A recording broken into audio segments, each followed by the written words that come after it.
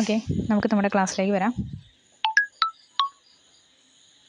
ഇന്ന് നമ്മളുടെ ഇൻഡെക്സ് ലെവൽസൊക്കെ എങ്ങനെയൊക്കെ റിയാക്ട് ചെയ്തു, അതായത് ഇത് ഒരു കൺസോൾട്ടേഷൻ ഫേസ് ആണ് നമ്മൾ കാണുന്നത്. ഭയങ്കര കൺസോൾട്ടേഷൻ തന്നെ ഇന്ന് സംഭവിച്ചിട്ടുണ്ട്. ആകെ ഒരു ലെവല് നമുക്ക് ആക്റ്റീവായിട്ട് കിട്ടിയിരുന്നു, ആ ലെവല് പറഞ്ഞിരുന്നു. പക്ഷേ അത് ലെവൽ അധികം മൂവ് ചെയ്തില്ല. അധികം മൂവ് ചെയ്യുന്നതിന് മുമ്പ് തന്നെ അത് അടുത്ത ലെവലിലേക്ക് വന്ന് ടച്ച് ചെയ്തുകൊണ്ട് അവിടെ വെച്ചിട്ട് എക്സിറ്റ് ചെയ്യുന്നത് ബെറ്റർ ആണെന്നുള്ളത് ഞാൻ പറഞ്ഞിരുന്നു. നോക്കിക്കോളാം, ഇതൊക്കെ നമ്മളുടെ എന്താ നിഫ്റ്റി ഫ്യൂച്ചറൊക്കെ ഇതേപോലെ ടച്ച് ചെയ്ത് റിജക്റ്റ് ചെയ്യുന്നുണ്ട്. ടച്ച് ചെയ്യുമ്പോൾ റിജക്റ്റ് ചെയ്യുന്നുണ്ട്. ദെൻ നിഫ്റ്റിയും ബാങ്ക് നിഫ്റ്റിയും ഒക്കെ കൺസോൾഡേറ്റ് ചെയ്തിട്ടുണ്ട്. ദെൻ അങ്ങനെയാണ് നമ്മളുടെ ഒരു ഇൻഡെക്സ് ലെവലിൻ്റെ റിയാക്ഷൻ അങ്ങനെയായിരുന്നു.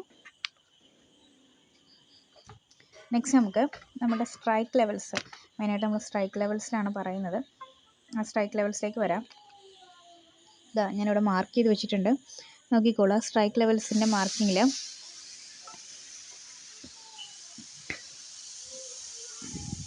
ഇതാ ഇവിടെ കണ്ടോ, ഒരു നാലാമത്തെ ക്യാൻഡിൽ 4-5 ക്യാൻഡിലൊക്കെ ആയപ്പോഴത്തേക്കും എന്ത് ചെയ്യുന്നുണ്ട്, നമുക്ക് നിഫ്റ്റി നോക്കാം. നിഫ്റ്റിയുടെ കൂടുതൽ ഇൻഫർമേഷൻ നമുക്ക് തന്നത് നാലാമത്തെ ക്യാൻഡിൽ നിഫ്റ്റി ഇവിടെ, അതായത് താഴത്തുനിന്ന് വർക്ക് ചെയ്ത് മുകളിലേക്ക് ബോൾ ലൈൻ ടച്ച് ചെയ്തിട്ടുണ്ട്.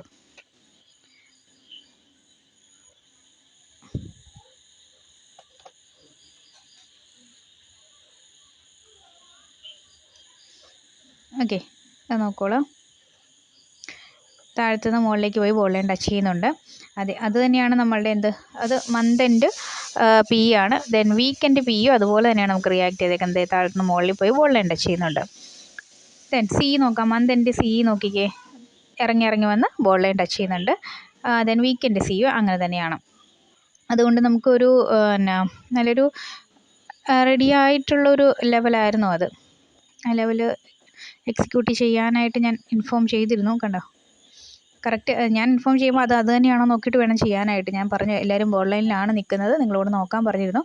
നോക്കുക, ഇവിടുന്ന് താഴത്തുനിന്ന് കയറി ബോൾ ലൈൻ ടച്ച് ചെയ്താൽ റിജക്റ്റ് ചെയ്യും. അതായത് ഇത് പി ആണ്, പി റിജക്റ്റ് ചെയ്യുമെന്ന് വെച്ച് കഴിഞ്ഞാൽ പി ഇടിയും. അതുപോലെ തന്നെ സീന് നോക്കിയാൽ മുകളിൽ നിന്ന് ഇറങ്ങി വന്ന് ബോൾ ലൈൻ ടച്ച് ചെയ്താൽ തിരിച്ച് റിജക്റ്റ് ചെയ്യും. അപ്പോൾ സി മുകളിലേക്ക് പോകും, പി താഴേക്ക് പോകുമെന്നാണ് ആ രണ്ട് ഗ്രാഫും കാണിക്കുന്നത്. അതുപോലെ തന്നെയാണ് നമ്മളുടെ താഴെയുള്ള ഗ്രാഫുകളും കാണിക്കുന്നത്. പിയുടെ വീക്കെൻഡ് പി നോക്കിയേ, താഴ്ന്ന് കയറി ബോൾ ലൈൻ ടച്ച് ചെയ്യുന്നുണ്ട്. ഒരു നാലാമത്തെ ക്യാൻഡിൽ നമുക്കതൊരു കൺഫർമേഷനാണ്.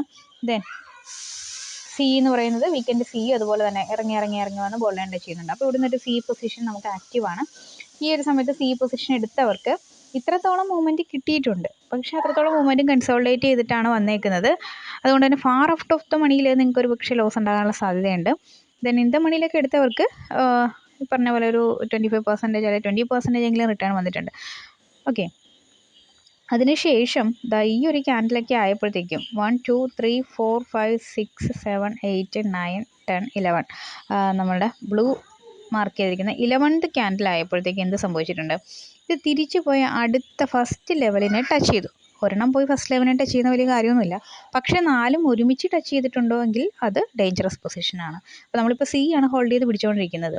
പക്ഷേ ഈ ഒരു ക്യാൻഡിൽ എത്തിയപ്പോഴത്തേക്കും നമ്മൾ നോക്കുമ്പോൾ നമ്മുടെ സി പൊസിഷൻ ഫസ്റ്റ് ലെവലിൽ നിൽക്കുന്നു.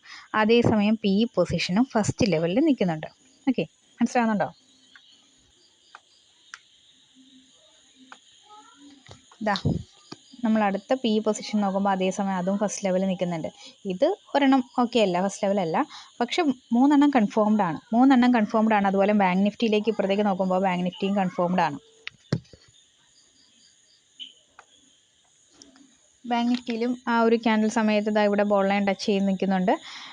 ദെൻ നമ്മളുടെ പി പൊസിഷൻ ഇവിടെ 2 എണ്ണേ കൺഫേംഡ് ഉണ്ടായിരുന്നുള്ളൂ കേട്ടോ.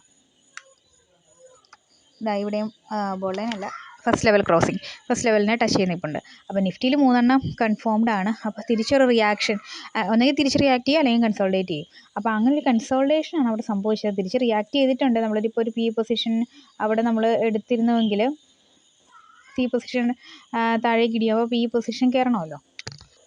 ഈ ഒരു ലെവലിൽ നിന്ന് ചെറുതായിട്ടൊരു കയറ്റം കൊടുക്കുന്നുണ്ട്, അത് മാത്രമേ ഉള്ളൂ. അടുത്തത് ഇവിടുന്ന്, അപ്പോൾ നമ്മൾ ഇവിടുന്ന് ഒരു റിയാക്ട് ചെയ്തു. ദെൻ അവിടെ അടുത്ത പോയി ടച്ച് ചെയ്തു. തിരിച്ച് വന്ന് പിന്നെയും ബോൾ ലൈൻ ടച്ച് ചെയ്യുന്നു. അപ്പോൾ വീണ്ടും അടുത്ത ലെവൽ ആക്റ്റീവ് ആകുന്നു.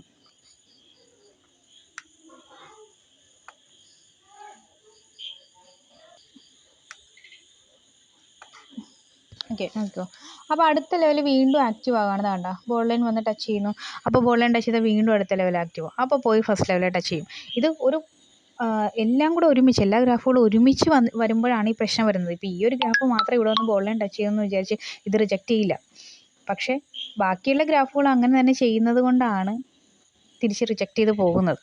അപ്പോൾ എല്ലാ ഗ്രാഫുകളും ഒരുപോലെ റിയാക്ട് ചെയ്തു. ഈ ഒരു രണ്ട് സാഹചര്യങ്ങളിൽ ഇവിടെ വെച്ചിട്ടൊരു സി പൊസിഷൻ, പിന്നെ ഇവിടെ വരുമ്പോഴത്തേക്കും ഒരു പി പൊസിഷനും ഒരേപോലെ ആക്റ്റീവ് ആകുന്നതുകൊണ്ട് അപ്പോൾ ഇവിടെ വെച്ചിട്ട് നമ്മൾ ആ സീനെ കട്ട് ചെയ്യണം. സി 10-20% കാണിച്ചിട്ട് ചിലപ്പം എക്സിറ്റ് ചെയ്യാതെ നിന്നവരുണ്ടാകും. അതിനുശേഷം ഈ ഒരു പൊസിഷനിലേക്ക് എത്തുമ്പോൾ നമുക്ക് വീണ്ടും എക്സിറ്റ് ചെയ്യാം. അതായത് നോ പ്രോഫിറ്റ് നോ ലോസോ അല്ലെങ്കിൽ ഒരു 1-2% മാത്രം പ്രോഫിറ്റിൽ റൺ ചെയ്യുന്ന സമയമായിരുന്നത് എങ്കിലും അവിടെ വെച്ച് നമ്മൾ എക്സിറ്റ് ചെയ്യണം. ബിക്കോസ് എന്താണ്, എല്ലാവരും ഫസ്റ്റ് ലെവലിലേക്ക് ഈ ഫസ്റ്റ് ഡോട്ടർ ലൈനിലേക്ക് വന്നിട്ടുണ്ട്. സോ അവിടെ റിജക്ഷൻ സംഭവിക്കാനുള്ള സാധ്യതയുണ്ട്. അതുകൊണ്ട് തന്നെ നമ്മൾ റിസ്ക് ബെയർ ചെയ്തിരിക്കുന്നതാണ് നല്ലത്. അവിടെ വെച്ചിട്ട് എക്സിറ്റ് ചെയ്യുന്നത് ഫാർ ബെറ്ററാണ്. വീണ്ടും ആ ലെവലിലേക്കൊക്കെ ഇതേ കണ്ട far out of in the മണിയിലൊക്കെ ആണെങ്കിൽ വീണ്ടും ആ ലെവലിലേക്കൊക്കെ തന്നെ തിരിച്ച് വന്നിട്ടുണ്ട്. നമുക്ക് എക്സിറ്റ് ചെയ്യാം. ചെറിയ പ്രോഫിറ്റ് റേഞ്ച് വന്നിട്ടുണ്ട്, അങ്ങനെ എക്സിറ്റ് ചെയ്യാം. പക്ഷേ അടുത്ത ലെവൽ ആക്റ്റീവ് ആകുന്നുണ്ടോ ഇല്ല എന്നുള്ളത് നമുക്ക് ഇവിടെ നല്ല റേഞ്ച് കിട്ടണം. ഇവിടെ നിന്ന് ബോൾ ലൈൻ ടച്ച് ചെയ്താൽ തിരിച്ച് നല്ല റേഞ്ചിൽ പോകേണ്ടതാണ് എല്ലാവരും ഒരുപോലെ ടച്ച് ചെയ്യുന്ന സമയത്ത്. പക്ഷേ ഒരേപോലെ പോയി എല്ലാവർക്കും ഒരേ റേഞ്ചിൽ പോകണമെന്ന് ആഗ്രഹം ഉണ്ടായിരുന്നു. എല്ലാവരും ഒരുപോലെ തന്നെ എന്താ സി പൊസിഷൻ വലിയൊരു പോസിറ്റീവ് ക്യാൻഡിൽ അവിടെ ഫോം ചെയ്ത് ഇവിടെ വന്ന് ടച്ച് ചെയ്ത് നിൽക്കുന്ന ആ സമയത്ത് തന്നെ എല്ലാവരും ആ ഒരു ഡോട്ടർ ലൈനിൽ വന്ന് നിൽക്കേണ്ട സമയമായിപ്പോയി. അങ്ങനെ വന്നതുകൊണ്ടാണ് നമുക്കതൊരു റിജക്ഷനായി പോയത്. ഇല്ലായിരുന്നെങ്കിൽ നമുക്ക് നല്ലൊരു പ്രോഫിറ്റ് റേഞ്ച് വരേണ്ടതാണ്. എല്ലാവരും ഒരുമിച്ച് ഒരു സ്ഥലത്ത് വന്ന് എൻഡ് ചെയ്ത് നിന്ന് കഴിഞ്ഞാൽ പിന്നെ അവിടുന്ന് അങ്ങോട്ട് മൂവ് ചെയ്യാൻ പറ്റില്ല. ഒരാളോ രണ്ടാളോ ആണോ വന്ന് നിൽക്കുന്നതെങ്കിൽ കുഴപ്പമില്ല.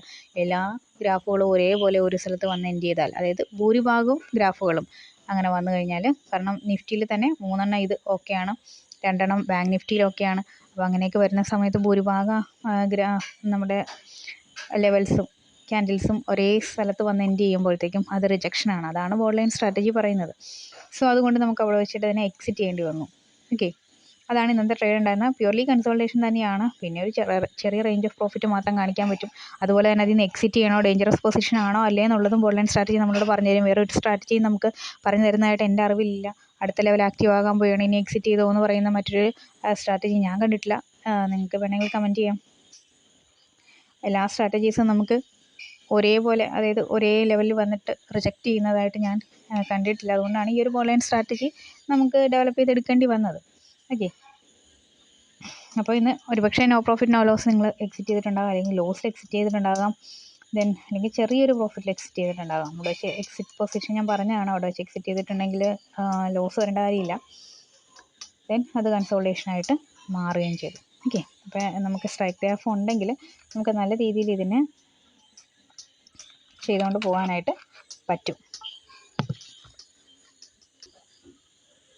ഓക്കെ, നമ്മുടെ സെൻസെക്സ് ഇതുപോലെ തന്നെ കൺസോൾട്ടേറ്റ് ചെയ്ത് മറ്റ് ഇൻഡെക്സുകൾ കാണിച്ച പോലെയൊക്കെ തന്നെ സെൻസെക്സും കാണിച്ചു. ദെൻ പി പൊസിഷൻ കണ്ടു, ഇവിടെ ഒരു നല്ലൊരു പി പൊസിഷൻ ഉണ്ടായിരുന്നു. ദെൻ സി പൊസിഷൻ ഇവിടുന്ന് ഒരു 4ാമത്തെ ക്യാൻഡിൽ നമ്മൾ എൻ്റർ ചെയ്താൽ തന്നെ നമുക്ക് ചെറിയൊരു പ്രോഫിറ്റ് കാണിക്കും. പിന്നെ അത്യാവശ്യം ലോസ് കാണിച്ചിട്ടുണ്ട്. പിന്നെ അതേപോലെ തന്നെ നോ പ്രോഫിറ്റ് നോ ലോസിലേക്ക് അത് വന്നിട്ടുണ്ട് ഈ ഒരു സ്ട്രൈക്കിനെ നമ്മൾ നോക്കുമ്പോൾ. അപ്പോൾ ഈ ഒരു പൊസിഷനിൽ എക്സിറ്റ് ചെയ്യാൻ ആവശ്യപ്പെട്ടുകൊണ്ട് എക്സിറ്റ് ചെയ്തവർക്ക് ലോസില്ലാതെ തന്നെ എക്സിറ്റ് ചെയ്തിട്ടുണ്ട്. പിന്നീട് അത് നമുക്ക് നമ്മുടെ കൺസോൾട്ടേഷനിലൂടെ അത് എന്തായിട്ട് മാറി, നമുക്ക് പ്രീമിയം ഡീക്കേ സംഭവിച്ചിട്ടുണ്ട്. അത്രയും ചെറിയ ഒരു സ്ട്രൈക്ക് ആയിരുന്നതുകൊണ്ടാണ്. ഓക്കെ, അപ്പോൾ അതുപോലെ നമ്മൾ ഓരോന്നും നമുക്ക് നോക്കിയെടുക്കാൻ കഴിയുന്നുവെങ്കിൽ ബെറ്ററാണ്. ഓക്കെ,